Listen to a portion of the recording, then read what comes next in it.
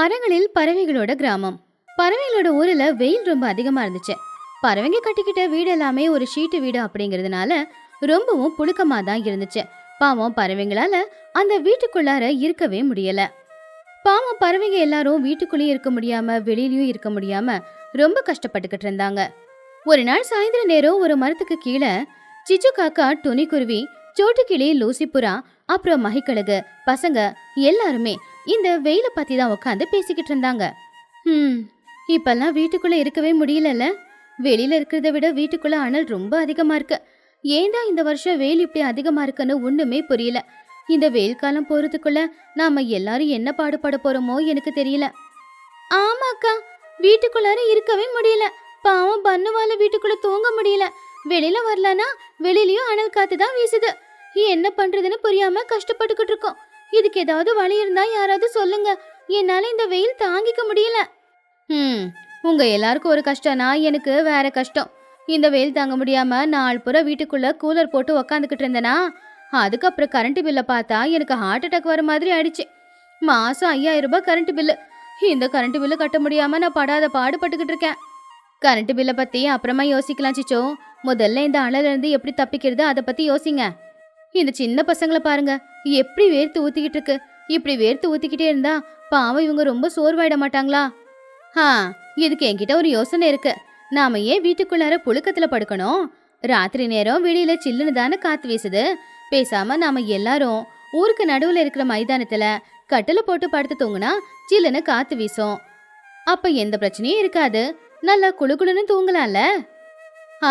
மஹி, இது உண்மையிலேயே நல்ல யோசனை தான். நீங்க கொடுத்தது நல்ல ஐடியா தான். வீட்டுக்குள்ள அனல்ல படுத்து தூங்குறதுக்கு பதிலா வெளியில வந்து அந்த நிலா வெளிச்சத்துல நட்சத்திரத்தை பார்த்து குளுகுளுன்னு சந்தோஷமா தூங்கலாம்.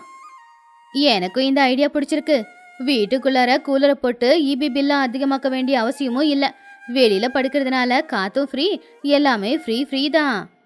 எனக்கும் இது ரொம்ப பிடிச்சிருக்கு. வெளியில படுத்து நம்ம எல்லாரும் ஒரே இடத்துல படுத்திருப்போம். ஆகாயத்துல இருக்கிற நட்சத்திரங்களை எண்ணி பார்த்துக்கிட்டு கதையா சொல்லிக்கிட்டு சந்தோஷமா படுத்து தூங்கலாம். ஆமா, நான் சின்ன புஜ்ஜி எல்லாரும் ஒன்னா படுத்துப்போம். கதையா பேசுவோம். எங்க ஸ்கூல் கதையெல்லாம் பேசிக்கிட்டே படுப்போம். ஆமா, வெளியில படுத்தா நாம எல்லாரும் பேசிக்கிட்டு சிரிச்சுக்கிட்டே நல்லா படுத்து தூங்கலாம். இன்னையில இருந்தே நாம எல்லாரும் வெளியில படுக்கலாம். அப்படி எல்லாரும் மகிக்கழுகு கொடுத்த ஐடியாவுக்கு ஒத்துக்கிட்டாங்க. அப்படியே அன்னைக்கு ராத்திரி நேரம் எல்லாரும் அவங்க வீட்ல இருந்து கட்டில், பாய், தலகாணி எல்லாத்தையும் கொண்டு வந்து ஊருக்கு நடுவுல இருக்கிற ஒரு காலி இடத்துல கட்டில போட்டு சுகமா படுத்து தூங்குனாங்க. சில்லுன்னு காத்து வீசினதுனால எல்லாருக்குமே ரொம்ப சூப்பராவே தூக்கம் வந்துச்சு. ஆனா சரியா நடுராத்திரி நேரம் திடீர்னு ஆகாயத்துல மேகமூட்டங்கள் வர ஆரம்பிச்சுது. இடி மின்னல் சத்தத்தோட பயங்கரமா மழை பெய்ய ஆரம்பிச்சது. அந்த சத்தத்தை கேட்டு துணி உடனே எழுந்துருச்சான். அட, என்ன இது? இடி மின்னலோட மழை பெஞ்சுக்கிட்டு இருக்கு. சோட்டு, எழுந்திரி, மழை வருது பாரு, எழுந்திரி. அப்போ சோட்டுவும் பதட்டமா எழுந்துச்சு பார்த்து, ஐயோ என்னக்கா இது கோடை காலம் தானே, இப்ப மழை பெய்யுமா? ஐயோ கடவுளை, என் பெட்ஷீட் எல்லாம் நனைஞ்சு போச்சு.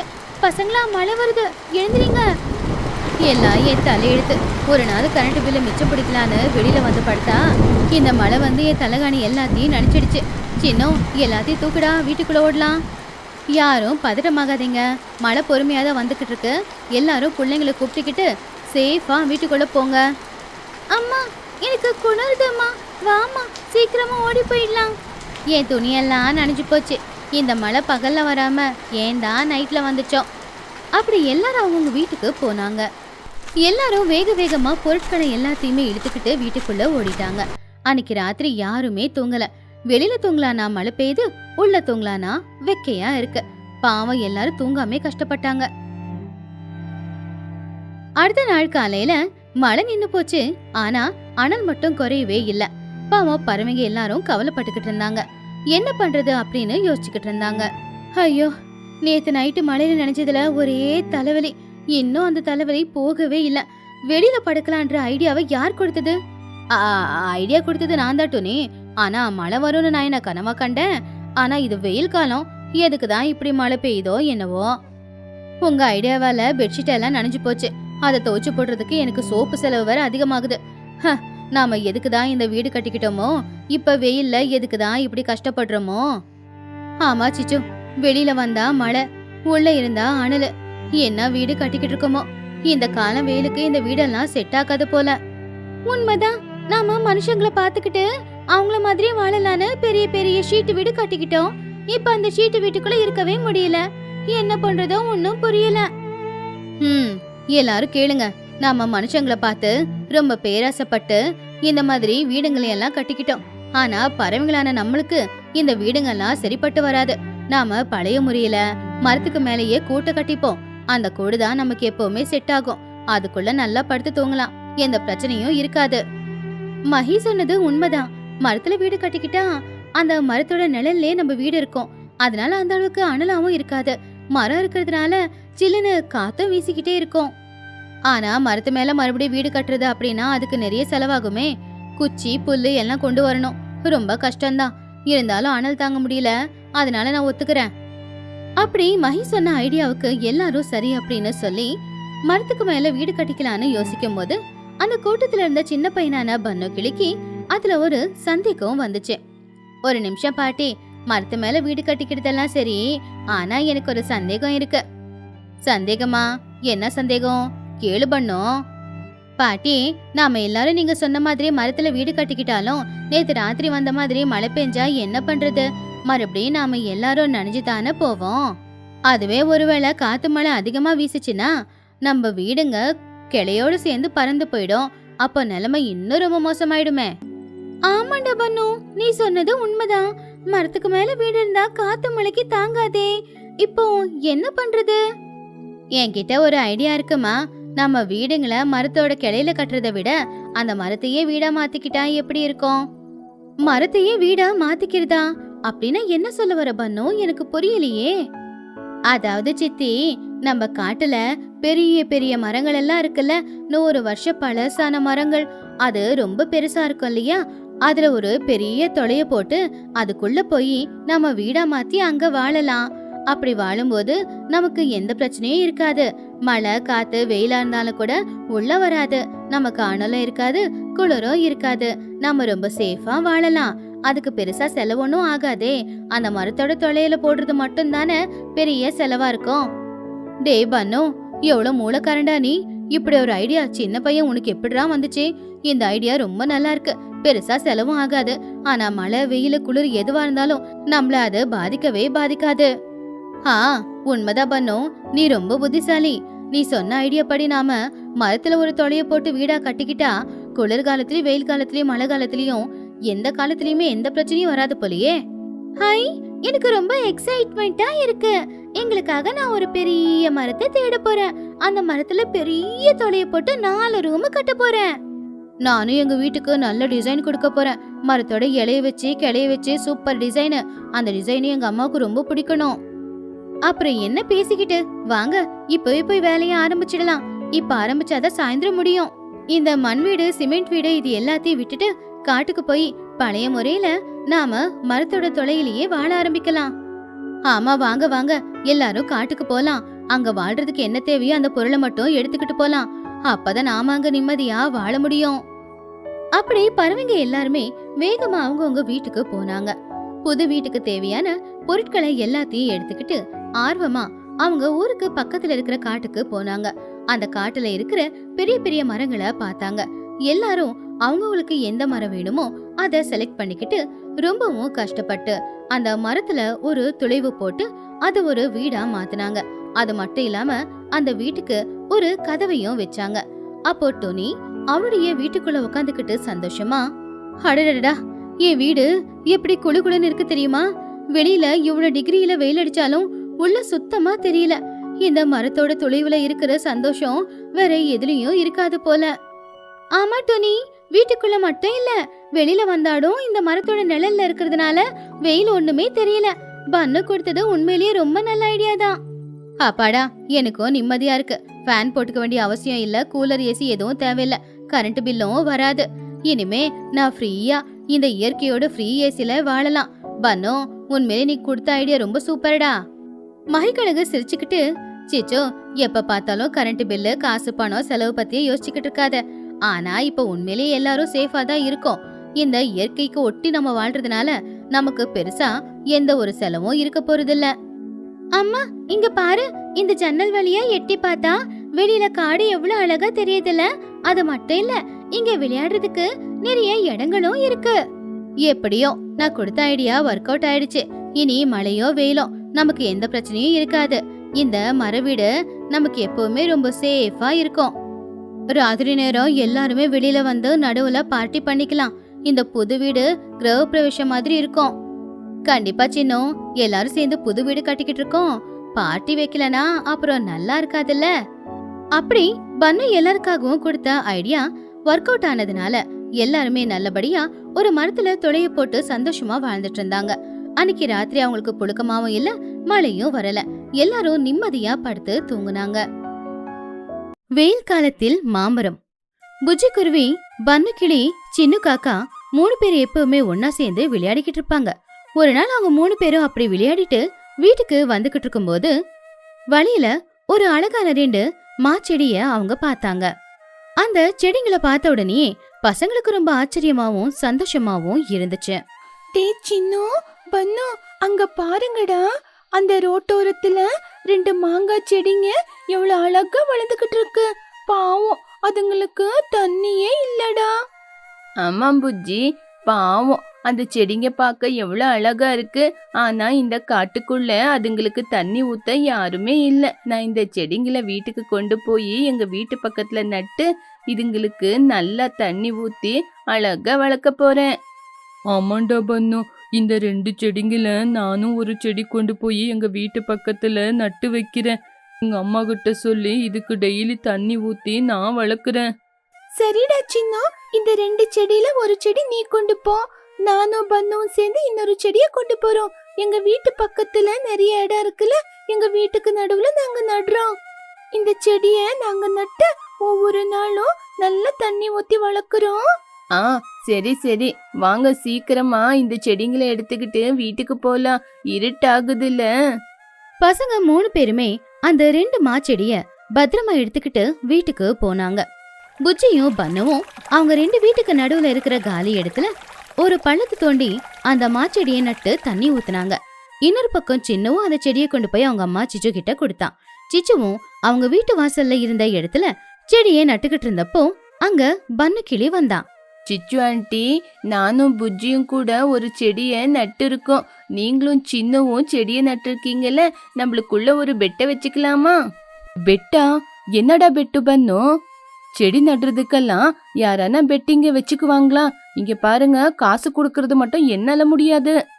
காசெல்லாம் ஒண்ணுல ஆண்டி, நம்ம 2 பேரும் ஒரே நேரத்துல தான் செடிய வளர்க்க ஆரம்பிச்சிருக்கோம். யாரோட செடி சீக்கிரமா பெருசாயி அதுல காய் வருதுன்னு பாக்கலாம். அதுதான் பெட்டிங், ஓகேவா? சிச்சு காக்கா சிரிச்சுக்கிட்டே, ஓஹோ அப்படியா, சரி. அப்போ சின்னோ பாத்துக்கடா, நம்ம தான் ஜெயிக்கணும். நம்ம இந்த செடிக்கு நல்லா தண்ணி ஊத்தி கொபரை போட்டு நம்ம தாண்டா இந்த செடிய நல்லா வளர்க்கணும். அம்மா சரி அம்மா, நீங்க சொன்ன மாதிரியே செய்யலாம். அப்படி எல்லாருமே பெட் கட்டிக்கிட்டு அங்கிருந்து அவங்கவுங்க வீட்டுக்கு போயிட்டாங்க. நாட்களும் போய்கிட்டு இருந்துச்சு. புஜ்ஜி பன்னு 2 பேருமே தினமும் அவங்க நட்ட அந்த மாச்செடிக்கு தவறாம தண்ணிய ஊத்திக்கிட்டே இருந்தாங்க. இன்னொரு பக்கம் சிச்சு காக்காவும் வீட்டுக்கு முன்னாடி நட்டு வச்ச அந்த மாச்செடிக்கு தவறாம தண்ணிய ஊத்திக்கிட்டு இருந்துச்சு. இப்படியே 2 வருஷமும் ஆச்சு. அவங்க வீட்டுக்கு முன்னாடி நட்டு வச்ச சின்ன சின்ன மாச்செடிங்க எல்லாம் இப்போ பெரிய பெரிய மாமரங்களா மாறுச்சு. என்னென்ன காய் காய்க்கும் அப்படின்னு நினைச்சுக்கிட்டு இருக்கும்போது திடீர்னு அந்த ஊர்ல வெயில் அதிகமாயி வறட்சியும் வந்துச்சு. இப்போ அந்த ஊர்ல இருக்கிற குளம், குட்டை, கிணறு எதுலயுமே தண்ணி இல்ல. எல்லாத்துலயும் தண்ணி தீந்து போச்சு. குடிக்கிறதுக்கு கூட தண்ணிக்கு கஷ்டமா இருந்துச்சு. அட ச்சே, என்ன இந்த ஊர்ல குடிக்க கூட தண்ணி கிடைக்க மாட்டேங்குது. தண்ணிக்கு ரொம்ப பிரச்சனையா இருக்கு. ஆமா துணி, தண்ணிக்கு ரொம்ப பிரச்சனையா இருக்கு. தண்ணி வேணும்னா பக்கத்து ஊருக்கு போய் பெரிய குடத்துல கொண்டு வரணும் துணி. எனக்கு ஆக மாட்டேங்குது துணி. இப்படி பெரியவங்க எல்லாம் என்ன பண்றது அப்படின்னு யோசிச்சுக்கிட்டு இருக்கும்போது இன்னொரு பக்கம் புஜ்ஜி பன்னு மட்டும் அதை பத்தி எதுவுமே கவலைப்படவே இல்ல. என்ன ஆனாலும் சரி, அவங்க மாமரத்துக்கு தினமும் தண்ணி ஊத்தணும்னு அவங்க முடிவெடுத்துட்டாங்க. டே பன்னு, ரொம்ப வெயில் அதிகமா இருக்குடா. நம்ம மாங்காய் செடிக்கு தண்ணி ஊத்தலனா செடி செத்து போயிடும்டா. இது பூ விடுற நேரம், கொஞ்ச நாள்லயே காய் வரும். அந்த செடிய காயறதுக்கு மட்டும் நம்ம விடக்கூடாது. ஆமாம் புஜ்ஜி, தண்ணிக்கு ரொம்ப பிரச்சனையா இருக்கு. இருந்தாலும் பரவாயில்ல, நம்ம பக்கத்தூருக்கு போய் குடத்துல தண்ணி எடுத்துட்டு வந்து நம்ம செடிக்கு ஊத்தலாம். நம்ம செடி நம்மளோட குழந்தை மாதிரி இல்லையா? ஆமாண்டா சின்னு, நம்ம இப்பவே போய் 2 குடத்துல தண்ணிய கொண்டு வரலாமா? அப்படி புஜ்ஜி பன்னு 2 பேருமே வெயில கூட பொருட்படுத்தாம ரொம்ப தூரம் போய் தண்ணிய கொண்டு வந்து தவறாம தினமும் அந்த மாமரத்துக்கு அவங்க தண்ணிய ஊத்திக்கிட்டு தான் இருந்தாங்க. அதனால அந்த மாமரம் பச்சை பசேல்னு இருந்துச்சு. ஆனா இன்னொரு பக்கம் சிச்சு காக்கா அவளுடைய வீட்டுக்கு மட்டும்தான் அவ தண்ணிய கொண்டு வந்துகிட்டு இருந்தா. அவ கொண்டு வந்த தண்ணிய வீட்டோட தேவைக்கு போக சிச்சு சின்னு 2 பேரும் குடிச்சுக்கிட்டு இருந்தாங்களே ஒழிய ஒரே ஒரு சொட்டு தண்ணிய கூட அவங்க அந்த மாமரத்துக்கு ஊத்தவே இல்ல. அதனால பாவம் அந்த மாமரம் கொஞ்சம் கொஞ்சமா வாடி போய்கிட்டு இருந்துச்சு. மாமரம் ரொம்பவும் வருத்தப்பட்டுக்கிட்டு இருந்துச்சு. அந்த மாமரம் மனசுக்குள்ள, ஐயோ, இந்த வெயிலுக்கு என் செடி வாடி போகுது. எனக்கு ரொம்ப தாகமா இருக்கு. இவங்களுக்கு என் மேல கருணையே இல்ல. இவங்க குடிக்கிறதுக்கே தண்ணி கொண்டு வந்து குடிக்கிறாங்க. ஆனா என் செடிக்காக இவங்க தண்ணியே ஊத்த மாட்டேங்கிறாங்க. நான் காய் விடுற நேரத்துல எனக்கு இவ்ளோ கஷ்டத்தை கொடுக்கறாங்களே, எனக்கு ரொம்பவே தாகமா இருக்கு. யாராவது என்ன காப்பாத்துங்க. அப்படி அந்த மரம் ரொம்பவும் வருத்தப்பட்டுக்கிட்டே இருந்துச்சு. நாட்கள் போக போக தண்ணி இல்லாம அந்த மரம் கொஞ்சம் கொஞ்சமா வாடி போக ஆரம்பிச்சுது. கடைசியில ஒரு நாள் அந்த மரத்துல ஒரு இலை கூட இல்லாம எல்லாமே காஞ்சி கொட்டி போச்சு. இத பார்த்து சின்ன காக்கா ரொம்பவும் வருத்தப்பட்டா. உடனே அவங்க அம்மா கிட்ட ஓடி போய் சொன்னா, அம்மா அம்மா, வெளியே வந்து பாருங்கம்மா, நம்ம மரம் காஞ்சு போயிருக்கு. இலைங்களே இல்லம்மா. நம்ம மரத்துக்கு தண்ணி ஊத்தணும். மரம் இல்லனா காஞ்சிடும். நம்மளுக்கு அது பழமே கொடுக்காது. சிச்சு காக்கா கோவமா, டேய் பைத்தியமே, உனக்கு என்ன பைத்தியமா? அவ்வளோ தூரத்துல இருந்து குடிக்கிறதுக்கே தண்ணி கொண்டு வர ரொம்ப கஷ்டமா இருக்கு. அவ்வளோ வெயில்ல அங்கிருந்து தண்ணி கொண்டு வந்து இந்த மண்ணுக்கு ஊத்தணுமா? உனக்கு என்ன பைத்தியமாடா? முதல்லயே இந்த வெயில நம்ம காஞ்சு போய்கிட்டு இருக்கோம். அப்படி இருக்கும்போது தண்ணி கொண்டு வந்து ஊத்த என்னால முடியாது. நீ என்ன வேணா பண்ணிக்கோ. புஜ்ஜி பன்னோட மரம் எவ்வளவு நல்லா இருக்குமா? அவங்க 2 பேரும் ரொம்ப தூரத்துக்கு போய் தண்ணி கொண்டு வந்து அந்த செடிக்கு ஊத்துறாங்கம்மா. கஷ்டப்பட்டு கொண்டு வந்த தண்ணிய அந்த மண்ணுக்கு ஊத்தாதடா. அப்படி சிச்சு காக்கா ரொம்பவும் அலட்சியமா சோம்பேறித்தனமா விட்டுடுச்சு. ஒரு கட்டத்துல அந்த மரம் காஞ்சி போய் செத்தே போயிடுச்சு. ஆனா இன்னொரு பக்கம் பன்னுவும் புஜ்ஜியும் நட்டு வச்ச அந்த மாமரம் இப்ப பச்சை பசேல்னு ரொம்ப பெருசா அதுல மாங்காயும் மாம்பழமும் கலந்து காய்ச்சுது. அத பார்த்து பன்னு புஜ்ஜி 2 பேருமே ரொம்பவும் சந்தோஷப்பட்டாங்க. ஏ புஜ்ஜி, பாத்தியா நம்ம மரத்துல எவ்வளவு பழம் விட்டுருக்கு? மரம் பழத்துல நிறைஞ்சிருக்கு. நம்ம கஷ்டத்துக்கு ஏத்த பலன் கிடைச்சிருக்கு. ஆமாண்டா பன்னு, எனக்கு ரொம்ப சந்தோஷமா இருக்குடா. நான் இப்பவே போய் அந்த சிச்சு அத்தை சின்னுவ கூட்டிட்டு வரேன். நம்ம அவங்க கிட்ட பெட்டிங் பண்ணிருக்கோம்ல. புஜ்ஜி பன்னு 2 பேருமே வேகமா போய் சிச்சு காக்காவையும் சின்ன காக்காவையும் அவங்க மாமரத்துக்கிட்ட கூட்டிக்கிட்டு வந்தாங்க. அந்த மாமரம் அவ்வளவு பெருசா வளர்ந்துருக்கிறது, அதுல அவ்வளவு மாம்பழங்கள் இருக்கிறத பார்த்து சிச்சு சின்னு 2 பேருமே ரொம்ப ஆச்சரியப்பட்டாங்க. ஏ பசங்களா, இது உண்மையிலேயே உங்க மரம் தானா? இந்த மரத்துல கண்ணுக்கு ஒரு இலை கூட காணோம். மரம் நிறைய இவ்வளோ பழங்களே நிறைஞ்சிருக்குதே. பன்னு சிரிச்சுக்கிட்டே, ஆமா ஆண்டி, இது நாங்க வளர்த்த அந்த பெரிய மரம் தான். உங்க மரம் பாத்தீங்களா வாடி போயிருக்கு. எங்க மங்க மரம் பாத்தீங்களா எவ்வளவு பச்சை பசேல்னு எவ்வளவு பசல கொடுத்திருக்குன்னு. சின்னு அழுதுகிட்டே, அம்மா பாத்தீங்களா, அன்னைக்கே நான் சொன்னேன். அவங்க தண்ணி ஊத்தி எவ்வளவு நல்ல மரத்தை வளர்த்து இப்ப பழம் வந்திருக்கு. அவங்க பழம் திங்கும் போது நான் மூஞ்சதான் பாக்கணும்.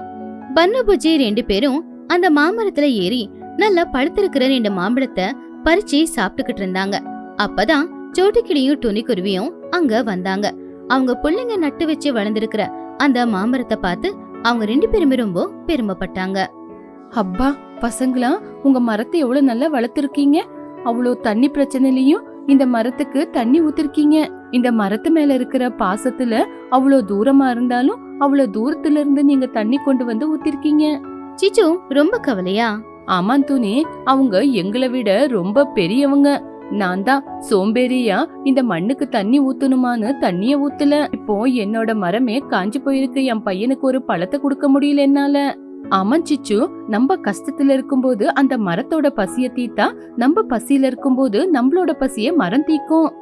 நீ அந்த வெயில்ல கூட உன்னோட பசிய தாகத்தை மட்டும்தான் பார்த்த. ஆனா புஜ்ஜியும் பன்னுவும் தண்ணிக்கு கஷ்டமா இருந்தாலும் அவ்வளோ தூரத்துல இருந்து தண்ணிய கொண்டு வந்து அந்த செடிக்கு ஊத்தி இப்போ அத மரமா வளர்த்திருக்காங்க. மரத்துக்கும் உயிர் இருக்கு சிச்சு. நம்ம அந்த மரத்துக்கு அன்பை கொடுத்தா அது இப்போ பழத்தை கொடுத்திருக்கு. நான் தப்பு பண்ணிட்டேன். நான் என்னைய மட்டும் பாத்துக்கிட்டேனே தவிர அந்த மரத்தை பார்க்கவே இல்ல. நான் தப்பு பண்ணிட்டேன். இதுக்கப்புறம் நான் தண்ணிய கொண்டு வந்து மறுபடியும் அந்த மரத்துக்கு ஊத்தி அந்த மரத்தை ரொம்ப பத்திரமா வளர்க்க போறேன். சிச்சு காக்கா உடனே ரொம்பவும் கவலையா போய் காஞ்சு போயிருந்த மாமரத்துக்கிட்ட மன்னிப்பு கேட்டுச்சு. உள்ளுக்குள்ள கொஞ்சோண்டு உசுறு மிச்சமா இருந்த அந்த மாமரம் சிச்சு காக்கா மன்னிப்பு கேட்டதும் ரொம்ப சந்தோஷப்பட்டு, அப்பா, இன்னைக்குதான் இந்த சிச்சு காக்காவுக்கு என்னோட கஷ்டம் புரிஞ்சிருக்கு. நான் சாகல. எனக்கு தண்ணி ஊத்துனா மறுபடியும் நான் பொழைச்சுக்குவேன். எனக்கு உதவி செஞ்ச துணிக்கு ரொம்ப நன்றி. அன்னையில இருந்து சிச்சு காக்கா ரொம்பவும் மாறிடுச்சு.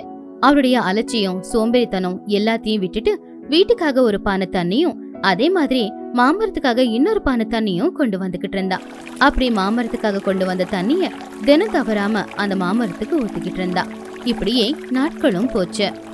என்ன மன்னிச்சிடு. இதுக்கப்புறம் உனக்கு தண்ணிய ஊத்துறேன். உன்னை நல்லா பாத்துக்கிறேன். உன்னை என் குழந்தை மாதிரி பாத்துக்கிறேன். நீ பச்சை பசேர்னாகு.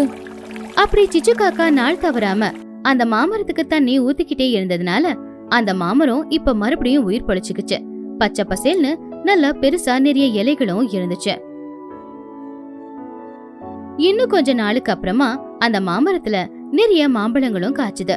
அத பார்த்து சிச்சு காக்கா சின்ன காக்கா 2 பேருமே சந்தோஷப்பட்டாங்க. டே சின்னு, பாருடா, நம்ம மரத்துல பழம் வந்திருக்கு. துணி சொன்னது உண்மைதான். நம்ம அன்பு காட்டினா மரமும் நம்மளுக்கு அன்பு கொடுக்கும். ஏ, சிச்சு ஆண்டியோட மரத்திலயும் பழம் வந்திருக்கு. இனிமே நம்ம எல்லாருமே சேர்ந்து ஒன்னா உட்காந்து பழம் சாப்பிடலாம். இந்த மரம் மறுபடியும் பொழைச்சுக்குச்சு. இத பாக்குறதுக்கே எங்களுக்கு சந்தோஷமா இருக்கு. பன்னு புஜ்ஜி கூட அங்க வந்து அந்த மரத்துல மாம்பழங்கள் இருக்கிறத பார்த்து சந்தோஷப்பட்டாங்க. அப்படி அந்த வெயில் காலத்துல எல்லாருமா சேர்ந்து வளர்த்த அந்த மாமரம் அவங்களுக்கு இனிப்பான மாம்பழங்களை கொடுத்துச்சு. இயற்கைய நாம நேசிச்சா, அதுக்கு நாம உதவிகளை செஞ்சா இயற்கை நமக்கு நிறைய பலனை கொடுக்கும். அது இந்த கதை மூலமா தெரிஞ்சுக்கிட்டோம்.